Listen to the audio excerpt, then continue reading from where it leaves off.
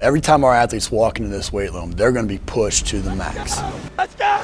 Let's go! The barbell hasn't changed in over 100 years. I can take a 25-pound plate and we'll go out on the turf and I'll have you hating life. We talk about straining your gut, pushing past that comfort level. I want a lot of energy.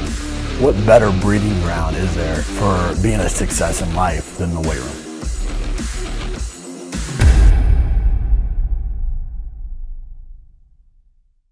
Hey guys, welcome back to Iron Game Chalk Talk. I'm your host, Ron McKeefery. This is episode number 213. I want to thank you guys for listening each week.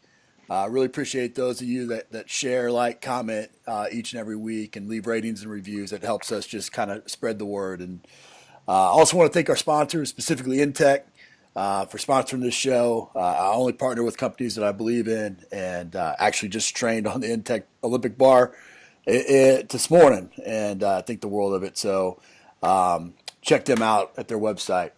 This week I'm joined by Travis Mash, really a friend of mine that that I've gotten to know through the years here. And I mean, Travis is a world champion record holder in powerlifting. He's a world class Olympic lifter. Coaches Mash Elite, one of the best teams in the country and the world, and just a guy that I've come to know and come to really appreciate, and just how he goes about his business. So, man, I really appreciate you coming on the show. Well, I'm excited, man, and it's a big honor. So thanks for having me on. Thanks, brother. Well, hey, man, let's get into it. People that don't know you, give me kind of what was the catalyst? What got you into strength and conditioning in the first place? Well, I mean, I grew up is 30 minutes down a dirt road in the middle of the mountains of North Carolina. It was a very tough, part of the world, and I was watching, I was watching The Incredible Hulk one Friday. You remember that? Yeah, absolutely.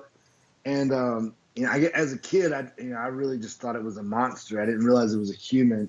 And then one day, my uncle told me, look, that's Lou Ferrigno. He's like Mr. America, whatever he was. And I was like, are you telling me that this is a human being and this is a man? And he's like, yeah. He's like, if you lift weights, you eat right, you can get bigger. And I was blown away. And I was like, well, maybe that could be a way for me to, to get out of the mountains. Nothing against the mountains. I love it. All my family's still there. It's just, I wanted to see the world and I wanted adventure. So long story short, when I was 11, there was a local gym, 30 minutes down the road. And, Little's Health and Fitness is still there, owned by Martin Little, shout out. But my cousin would drive there, 3 times a week. And so he took me and I started going, and, man, it just, I tell you, the barbell is what helped me, get anywhere in life because, I was short, I'm 5'7", typical white athlete, and the barbell helped, transform me as an athlete. And I was able to play football at Appalachian State, and then from there, Olympic Training Center in Colorado Springs, and then powerlifting around the world. And so, the barbell was much more than just something to do.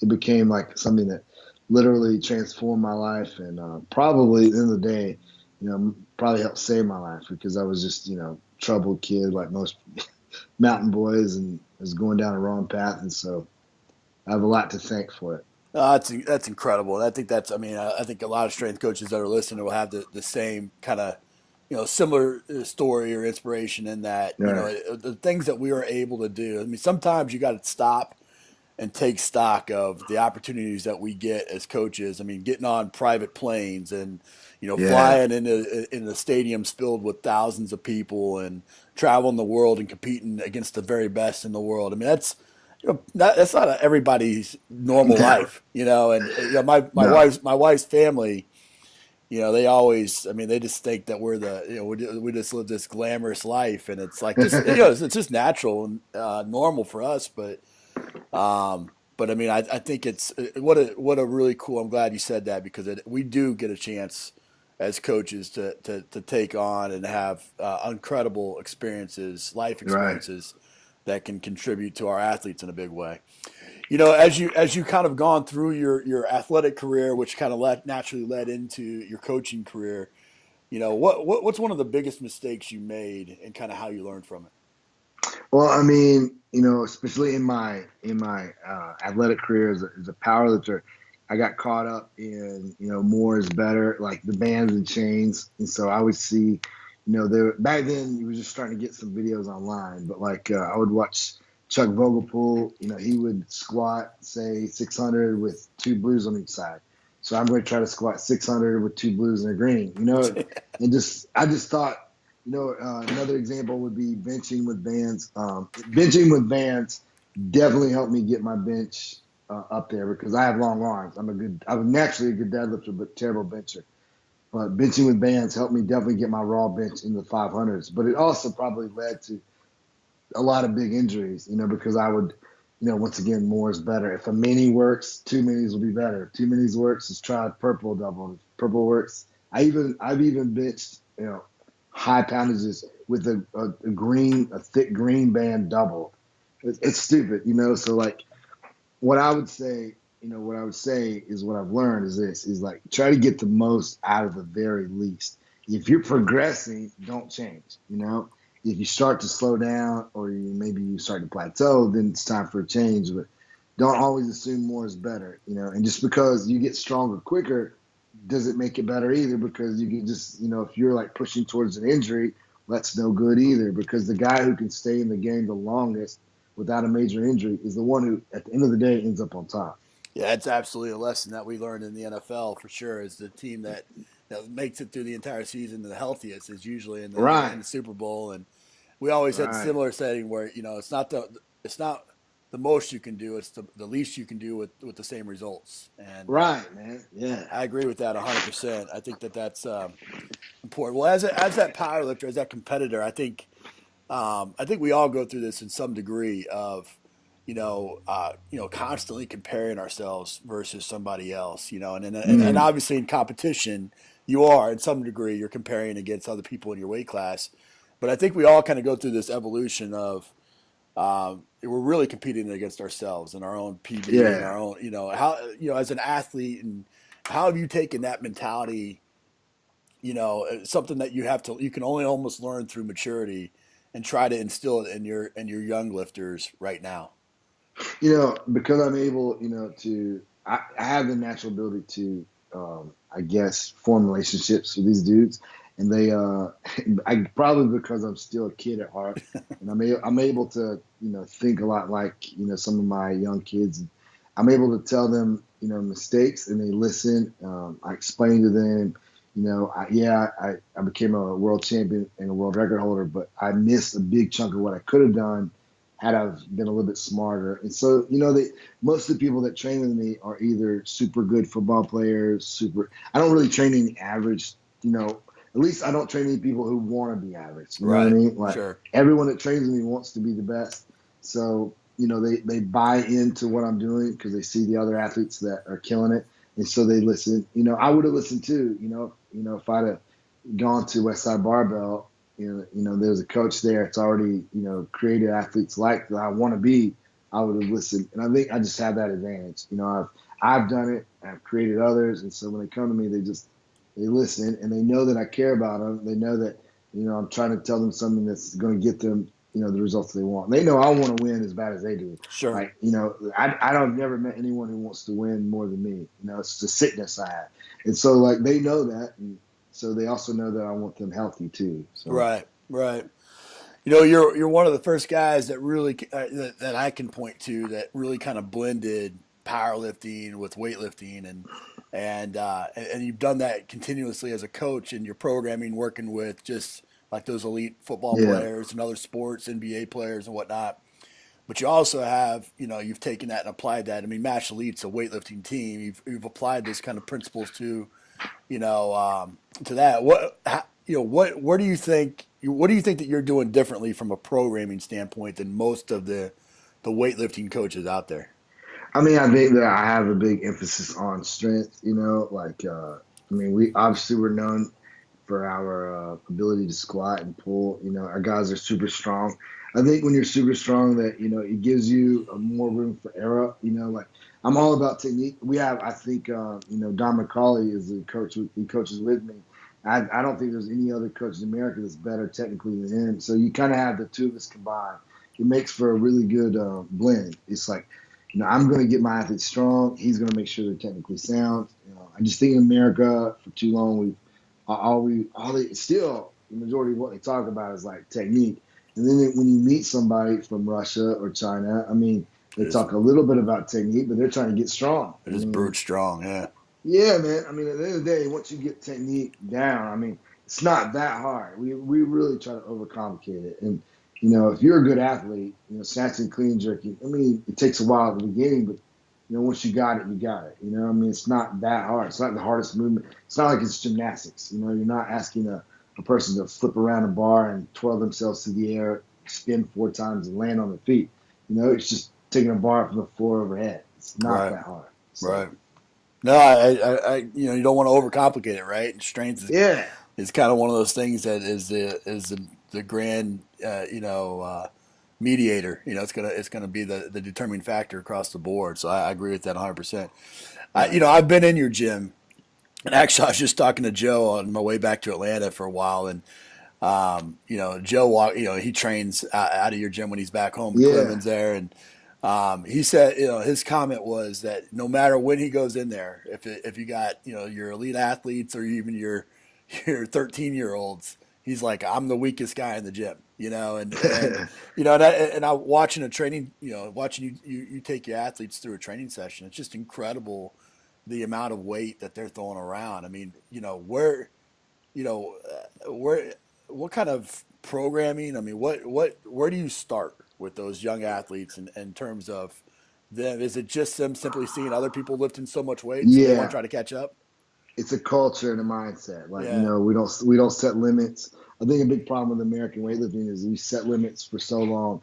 You hang around some of the older coaches, and they're awesome, but all they're going to talk about is American records, and I could care less. We already have a bunch. Nathan Damron is American record holder. My 13-year-old Morgan McCauley, he's American record holder. Like, we don't care. I'm trying to set world records. And until we have that mindset, we'll always be behind all these other countries. And don't tell me it's drugs, because our track and field, they're doing it. Our gymnasts are doing it. Our wrestlers are doing it. So can we. And so it's just a mindset I think I brought, from the strength and conditioning world, from football. Playing at Appalachian State, we had high expectations. Like if we played Michigan, we're trying to win. And we did once, and so that's just, we expect to win no matter what. Whereas in weightlifting for a while, the culture was, go to, if you go against Russia, well, let's try to get second. And I don't know how that started, but that's not what I'm about. And so it's just a different mindset. And with the young, to answer your first question about where do we start with the young kids, it's movement patterns. So if you watch, I just put a video up yesterday. I had a 13 and a 17-year-old. It sounds not fair, but it is fair. My 13-year-old is the Morgan McCulloch kid. He's an anomaly. He's a 1 in a million. Mm-hmm. So he's battling, at the jerk with my 17-year-old Matt Weiniger. And you'll see that both their movement patterns are perfect. And that's how you start it. And once you have a solid movement pattern, though, then you can start to load. And and loading will stop when that movement pattern breaks down. If I start to see an inkling of that movement, changing or going the wrong way, then we stop. And so, but as long as you're loading with proper movement patterns, you're safe. So. Yeah, you mentioned your website and the videos and everything, and we're going to link all that up. But I would highly recommend people check that out. Not on your social media. Just for inspiration to see a 13-year-old throwing that kind of weight around, or it doesn't matter what. You flip on any one of those, and you're incredibly impressed with what's being done. And it kind of takes me to my next question is you go. And again, you planted a flag. It was almost like a field of dreams kind of. I'll build it and they'll come. And your facility, is nothing spectacular. Your location is nothing spectacular at all. Yeah. but people will travel around the world to come train with you, get coached by you, and then obviously you do remote coaching as well. But what was the mindset behind that? Was it all family, or is it I can't I came back to the Winston-Salem area because I was actually in Chicago working for D1 Performance, and I met my soon-to-be wife before I left, and we continued talking. And like, I was 100% in love with this woman, Emily Drews, my wife. She told me, like, look, this is going to work. You got to come home. And so I came home, and I came home, Ron, to nothing. There was nothing, I didn't have a job. I just made it happen. I started working with, who had been my long-term chiropractor when I was an athlete, Dr. Gray. I was doing rehab for him, and I started my training business on the side. And so there was really no, like, I'm just going to come here and build this great business. It was come here and like survive and be able to support a wife. And it just grew. And then the bigger it got, then I could start to form, my vision, which was, to work with mainly athletes. And then, somehow my athletes started doing super well. And then that started recruiting guys like Tommy Bohannon, the fullback for the Jaguars. And next thing you know, I'm coaching John North. And so people see me making improvements with this, great American weightlifter. So then weightlifters start moving, and, it just, I wish I could say I planned it. I wish I could, if I could have planned it, I would sell that book, but I didn't. I just got results. Right. I think that's one thing that a lot of coaches have forgotten. They're trying to do everything, to grow their business other than get results. Right. And so my athletes got results, and like Cade Carney, the starting running back at Wake Forest. I mean, he got results. We had him strong and mobile and fast, and he goes and breaks all their freshman running back records. And you gotta get results, man. Like, if you're not a good coach, the first thing I'd recommend is figure that out. Right. Like, don't worry about Instagram if you suck as a coach. Right. Right. Figure that one first. So. Well, I think that's such a great message, and one of the reasons why I wanted to ask you that question, because so many times as coaches we get caught up in chasing the logos on our chests, and we move around and move all over the place. And the reality is, just make the big time where you're at. Decide that you're going to make this place great, and then as opportunities come your way, you're comparing it against great. Because you've created a good situation. And sometimes there is opportunities where you just can't say no. And sometimes, but a lot of times it's like, just buy in completely to where you're at and kind of have, focus on your athletes and get them create results like you mentioned.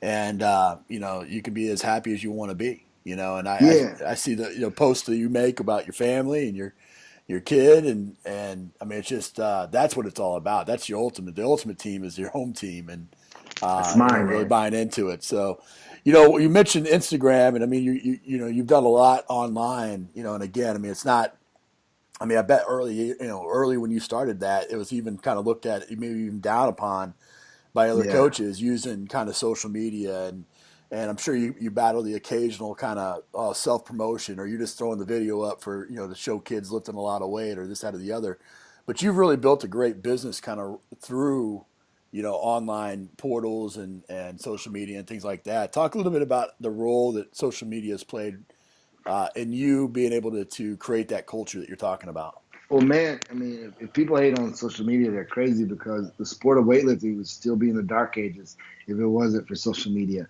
So, to me, it's about, creating awareness, whether it's strength and conditioning, whether it's weightlifting, or whether it's powerlifting.